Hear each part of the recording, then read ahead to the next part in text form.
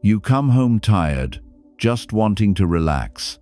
You turn on the television, pick up your phone, and before you know it, another evening is gone. No goals moved forward. And that financial freedom you dream about, still stuck in the world of good intentions. But what if you could flip the script and use your nights to grow, prosper, and build financial peace without turning into a productivity robot?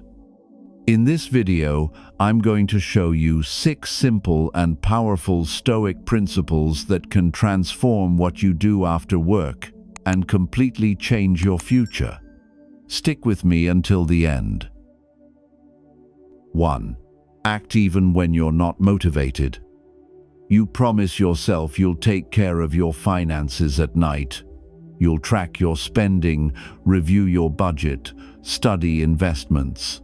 But when the moment comes, your body is tired, your mind is overloaded, and your motivation vanishes. So you put it off. And the next day, you repeat the cycle. This silent loop doesn't just steal your time, it steals your freedom. The truth is, we're used to only taking action when we feel like it, and that's an expensive mistake. If you rely on emotion to make financial decisions, you'll always be vulnerable because emotions are unstable.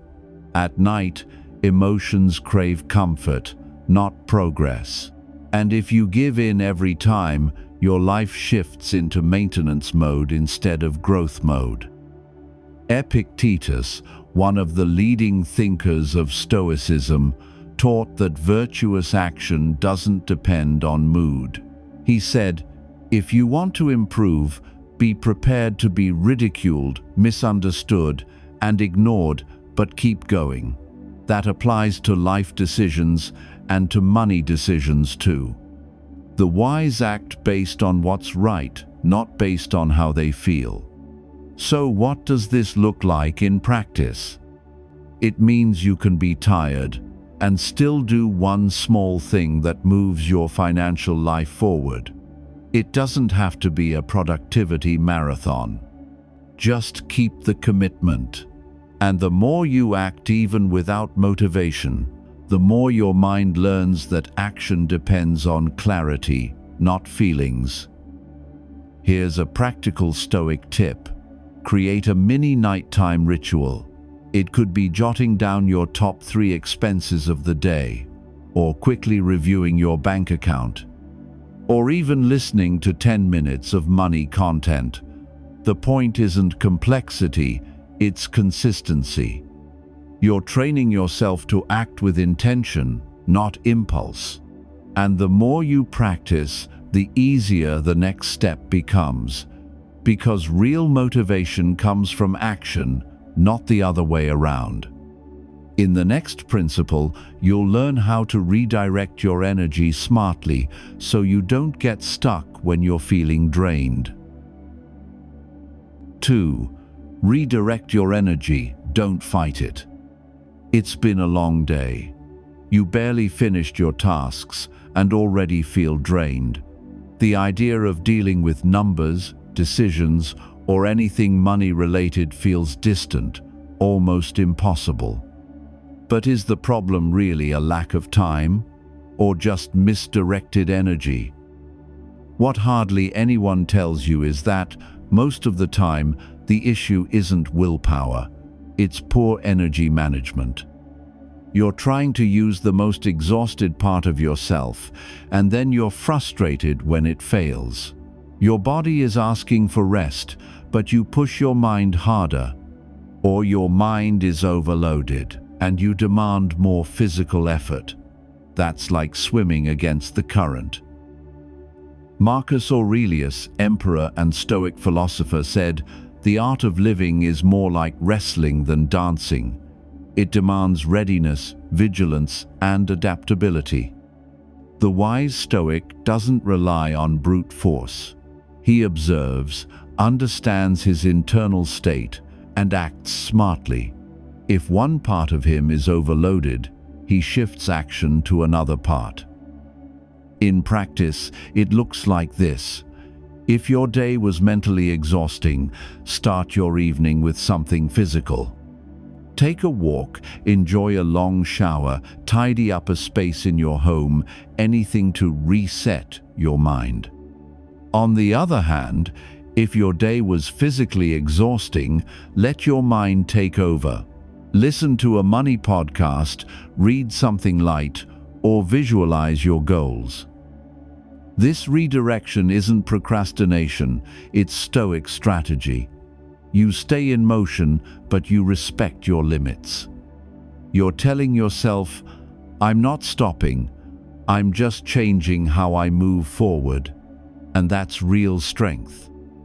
Now that you've learned how to work with your energy instead of fighting it, the next principle will uncover an invisible enemy, your environment. 3. Change your environment, change your results. The space you live in has a bigger impact on your financial decisions than you might think. Without realizing it, you come home and slip into autopilot mode, couch, phone, distractions. The environment wins, and you don't even notice you were playing. This script doesn't happen by accident. Your environment is full of invisible triggers. The couch calls you. The TV's glow pulls you in. Notifications grab your attention. And before you know it, you're being led by habits you didn't consciously choose. Your environment is winning the battle before you even decide to fight. The Stoics understood how deeply humans are influenced by their surroundings. Epictetus taught, avoid whatever tends to make you lose your reason. This isn't about having endless willpower. It's about setting up your space wisely. A sabotaging environment is like an open-door prison, easy to leave, but with tracks that lead you straight to failure. Here's a practical Stoic move: change your point of arrival. Instead of heading straight for the couch, go to a neutral space, maybe the kitchen table, a low-stimulation corner, or even a spot outside your home like a library or cafe. If you work from home, switch rooms at the end of your workday. This physical transition helps signal a shift in mental focus. You don't need to eliminate all comfort from your routine. You just need to make it harder to automatically fall into behaviors that drain your money and attention. When your environment stops pulling you down, it becomes much easier to rise. Now that you've learned how to weaken external triggers, let's talk about the internal enemy, self-criticism. In the next principle, you'll see how discipline actually becomes stronger when it's balanced. 4. Practice discipline with conscious breaks. When you decide to change your financial life, the initial excitement is usually strong. You set goals, download apps, watch videos, make promises. But a few days later, the energy fades. Guilt creeps in, and with it, the idea that maybe you just don't have enough discipline. This cycle is more common and more dangerous than it seems. The truth is, most people don't fail because they lack effort. They fail because they push too hard. They try to do everything every day, with no breaks, no breathing room. But the body and mind have limits. Discipline, when it ignores the need for rest, turns into disguised self-sabotage, and the result is total burnout. Seneca said, even the strongest bow will break if kept constantly bent. For the Stoics, discipline wasn't about unbending rigidity, it was about consistency with wisdom. Knowing when to rest is just as important as knowing when to push through. So here's a simple rule: one day on, one day off. Pick alternating nights to focus on your finances, study, organize, and plan. On the other nights, rest intentionally. The only non-negotiable rule: never skip 2 days in a row. This keeps the habit alive without leading to exhaustion. This strategy creates a sustainable rhythm. You keep making progress without falling into the all-or-nothing trap. No guilt, no fanaticism. And over time, discipline becomes a way of life, not a constant battle to keep up. Now that you understand how to balance effort and rest, it's time to talk about something crucial that's often overlooked: taking care of your body. Because without physical energy, there's no clarity for smart financial decisions. 5. Take care of your body. Protect your financial mind. Sometimes, it's not a lack of discipline that holds back your finances. It's the fact that you're operating with your body at its limit. You try to be productive, plan, make smart choices, but your energy just isn't there. And when your body fails, even the simplest decisions start to cost you. What's even more surprising is how many people ignore the link between physical health and financial decisions. Poor sleep, random eating habits, living on coffee and screens, all of this keeps you operating below your potential. And when your energy is low, your mind looks for shortcuts and almost always picks the easier path, not the wiser one. Epictetus said, "Progress is impossible without effort, and true effort requires discipline of both body and soul." For the Stoics, taking care of the body wasn't vanity, it was part of their moral duty. Because without a functional body, reason weakens. And without reason, there's no freedom, financial or personal. So here's a Stoic practice you can apply. Choose one night a week to be your self-care and clarity ritual. It could include a light walk, a simple home workout, a long shower, a nutritious meal, and going to bed at a regular time. And in that more balanced state, take a moment to calmly review your financial week. No rush, no pressure. This kind of care isn't just about feeling good. It builds the foundation for better decisions. You save not only money, but also mental energy. You avoid costly mistakes.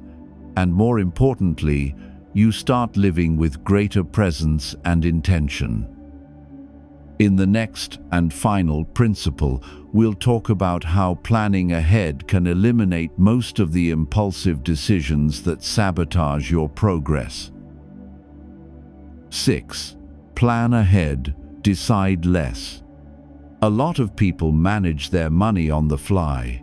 They track expenses when they remember, decide where to cut only after the bill explodes, and review their budget only when the pain hits. The problem with this model is simple. It relies on making decisions when you're tired, and tired decisions tend to be expensive. Every night you face small choices: spend or save, study or procrastinate, cook at home or order takeout.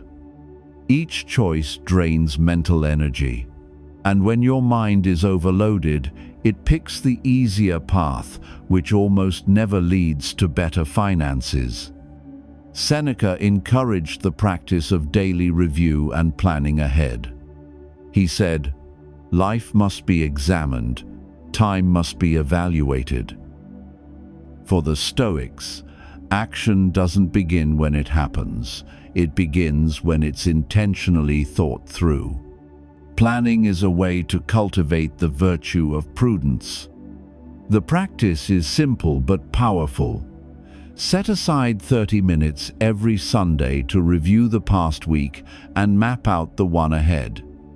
List your financial commitments, set spending limits for each category, and, most importantly, write down what you will not do. Deciding in advance saves energy and offers better protection.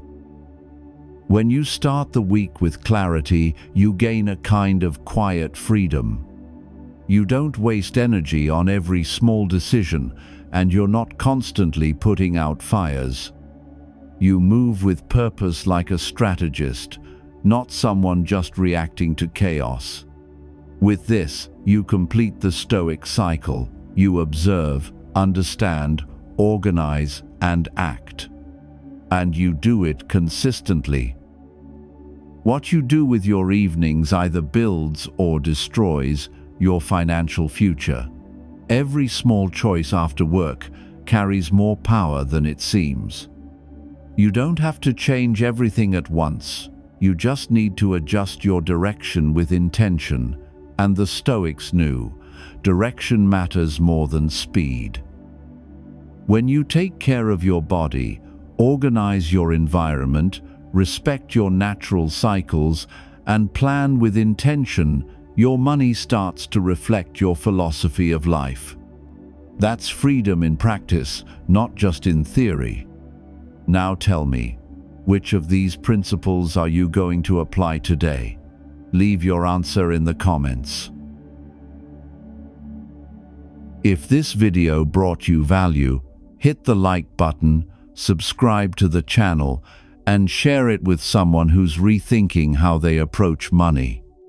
That way, you'll help more Stoicism and finance content reach you first. And remember, discipline is freedom. Stay on the path to prosperity. Until we meet again.